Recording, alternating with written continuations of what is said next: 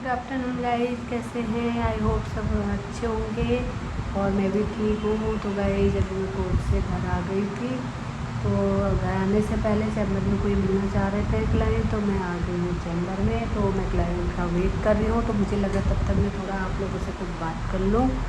तो गाइस मुझे कुछ लोगों ने चेक बाउंस के मैटर में पूछा था, तो आज मैं आप लोगों को अपने यूट्यूब के माध्यम से सब लोगों को बताना चाहूँगी कि चेक बाउंस की क्या प्रक्रिया होती है। इस चीज़ के लिए मैं आप लोगों को बता रही हूँ। तो कभी भी जब कोई इंसान एक दूसरे इंसान को एक चेक देता है तो उससे पैसे उधार लिए होते हैं अपनी आर्थिक मदद के लिए, और वो दे नहीं पाता है, और कुछ टाइम बाद वो एक चेक देता है, कहता है कि आप चेक पे लगा लेना, जो भी डेट पे बोलता है वो जैसे भी बोलता है, और आपको उसमें से पैसे आपका अमाउंट मिल जाएगा।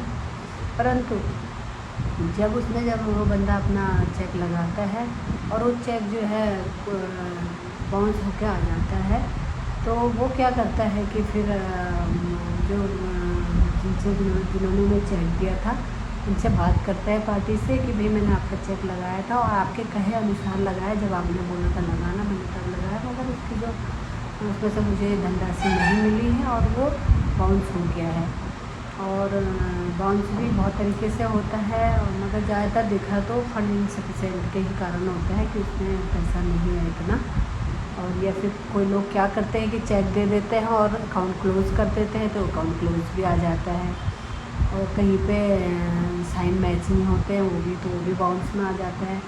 तो चेक बाउंस जब होता है तो मैं आप लोगों को यही बताना चाहती हूँ कि चेक अगर किसी ने आपको ड्राफ्ट या चेक दिया है तो उसकी वैलिडिटी होती है 3 मंथ्स की, 3 महीने की वैलिडिटी उसकी होती है। तो 3 महीने के अंदर आपको बैंक में लगा देना है, और अगर 3 महीने के बाद आप लगाते हैं तो उसकी वैलिडिटी ख़त्म हो जाती है।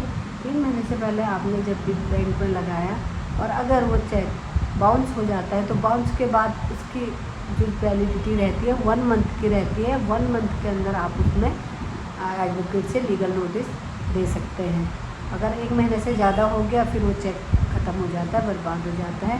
हाँ, यदि आपको लगता है कि 1 महीना होने वाला है, कल 1 महीना होने वाला है और आपने एडवोकेट से कांटेक्ट नहीं किया, या पार्टी ने आपसे बोला मैं दे दूँगा करके आपको इतने टाइम तक टालते रहा है, तो आप क्या करेंगे, एक दिन पहले भी आप दोबारा उसको बाउंस करा दीजिए। तो आप दोबारा बाउंस कराते हैं तो आपको फिर 1 महीने का टाइम और मिल जाता है। उसके बाद भी ऐसा होता तो आप थर्ड बार ही भी उसको बाउंस करा सकते हैं, बट होगा वो 1 मंथ से पहले ही, 1-2 दिन पहले तो आपको बाउंस कराना पड़ेगा, तभी आपको उसमें वैलिडिटी मिलेगी। अब बाउंस हो गया चेक, ठीक हो गया, उसके बाद आपने लीगल नोटिस देना है अपने एडवोकेट से। बाउंस के बाद भी आप अगर पार्टी से संपर्क कर रहे हैं, उनसे बता रहे हैं कि बाउंस हो गया, उसके बाद भी वो बात अनसुनी कर रहा है और अब उसकी नीयत आपको लगती है कि देने की नहीं है, तो आप उसको एक लीगल नोटिस देंगे। लीगल नोटिस उनको जाएगा तो लीगल नोटिस में हम उसको 15 दिन का उनको टाइम देते हैं कि 15 दिन के अंदर आप लोग आपस में मिल करके अपने बातचीत कर लीजिए और आपका जो भी है लेन देन आपस में आप बात कर लीजिए, वरना अन्यथा में सक्षम न्यायालय में आपके खिलाफ़ मुकदमा करना पड़ेगा। तो अगर तो इस टाइम पे इन लोगों के आपस में बात हो जाती है, लेन देन हो जाता है, तो ये एक लीगल नोटिस के बाद बाहरी आपका ये मैटर 138 NI एक्ट का ख़त्म बाहरी हो जाता है और इसमें कॉम्प्रोमाइज़ हो जाता है, लेन देन अपना हो जाता है। बट अगर नहीं होता है तो उसमें क्या होगा कि अब 1 मंथ से मतलब वो आया नहीं है, लीगल नोटिस पे भी नहीं आ रहा है, तो हमको सिर्फ 45 डेज़ का उसमें टाइम मिलता है। रिसीविंग जब होती है, रिसीविंग के बाद 15 दिन प्लस 30 दिन, इतना हमारे पास टाइम होता है। इसके अंदर हमें कोर्ट में फाइलिंग करनी होती है। तो जब हम कोर्ट में नहीं होता है तो कोर्ट में फाइल होता है। कोर्ट में फाइल होने के बाद उसके बाद जो पक्षकार है परिवादी बनाम मुलजिम हो जाता है, फिर वो मुलजिम हो जाता है, आप परिवादी हो जाते हैं।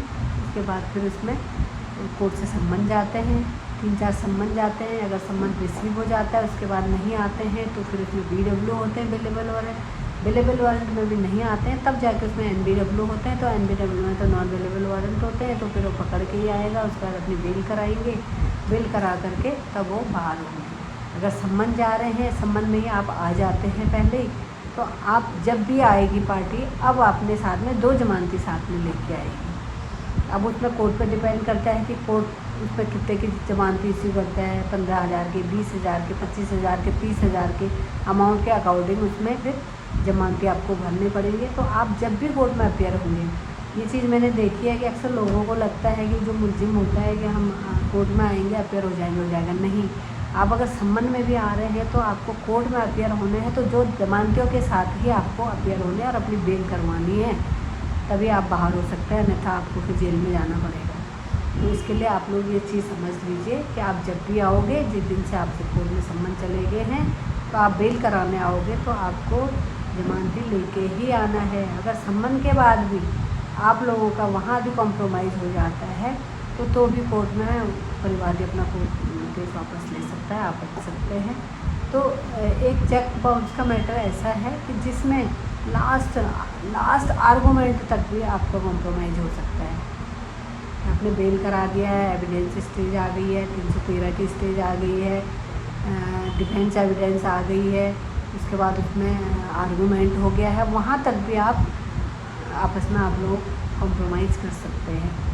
तो इसमें ये अपने पे डिपेंड करता है कि कई बार मुलजिम का इतना बड़ा अमाउंट होता है कि वो नहीं दे पाता है, तो उनके लिए सहूलियत है कि वो कोर्ट में अपना ऑर्डर शीट में लिखवा सकते हैं, एक एप्लीकेशन दे सकते हैं अपने अधिवक्ता के माध्यम से कि भाई हम धीरे धीरे करके दे देंगे, मैं इतना नहीं दे सकता, इतना दूंगा। तो वो जो अमाउंट देगा तो वहाँ ऑर्डर शीट में लिख देंगे, वो लिखते जाएंगे। जिस दिन अमाउंट पूरा हो जाएगा उस दिन फिर परिवादी अपना केस वापस ले लेगा।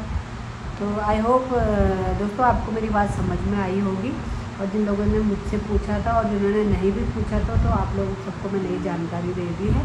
तो जब भी चेक बाउंस होता है तो प्लीज़ इस चीज़ के लिए अवेयर रहें कि 1 महीने बाद उसकी वैलिडिटी ख़त्म हो जाती है, और 1 महीने से 1-2 दिन पहले अगर आपको लगता है कि वो दे देता है तो 1-2 महीने पहले आप फिर से बाउंस करवाइए।